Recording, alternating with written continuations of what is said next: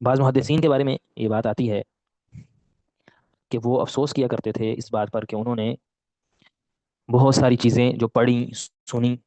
تو ان کو محفوظ نہیں رکھ سکے، بلکہ عموماً اگر آپ دیکھیں علماء کو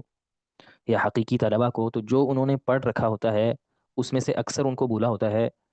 جو یاد رہ جاتا ہے وہ کم ہوتا ہے، یعنی ان کا جو انہوں نے پڑھا ہے وہ بہت زیادہ ہوتا ہے، پتہ نہیں کتنی ساری انہوں نے کتب کو پڑھ لیا ہوتا ہے، کتنے سارے شیوخ سے علماء سے پڑھ لیا ہوتا ہے، کئی ایک مدارس میں جامعات میں وہ پڑھ چکے ہوتے ہیں، تو وہ سارا علم ان کو محفوظ نہیں ہوتا۔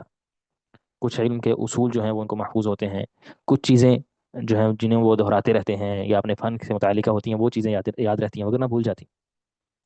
بلکہ امام شعبی رحمہ اللہ کا قول امام ابن قتیبہ رحمہ اللہ نے عیون الاخبار میں ذکر کیا ہے، وہ فرمایا کرتے تھے کہ لو ان رجلا حافظ ما نسیت لکان عالما، اگر کوئی بندہ وہ علم یاد کر لے جو میں بھول چکا ہوں تو وہ عالم بن جائے، یعنی میں نے اتنا علم پڑھا ہے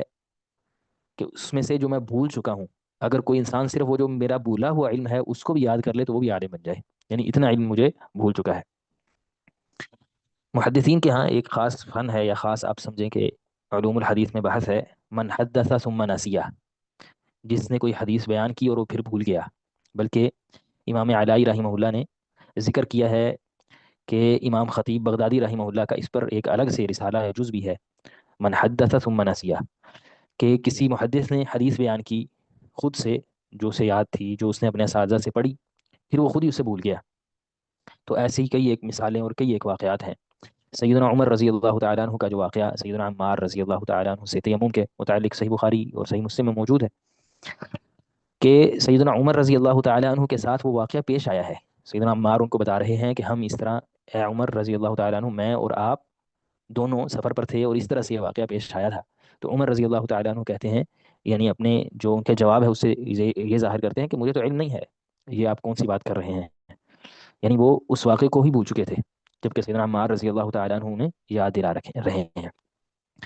تو یہ جو پورا مقدمہ ہے نسیان کے متعلق، یہ ایک حقیقت ہے کہ علم بھول جاتا ہے، یہ کوئی ایسی چیز نہیں ہے کہ جسے آپ نے ایک دفعہ حاصل کر لیا پھر اس پر کوئی محنت نہیں کرنی پڑے گی اور یہ پھر آپ کے پاس ہمیشہ محفوظ رہے گا، بلکہ اس کو کوشش کے ساتھ اور محنت کے ساتھ اپنے پاس رکھنا پڑے گا، ورنہ یہ چلا جائے گا۔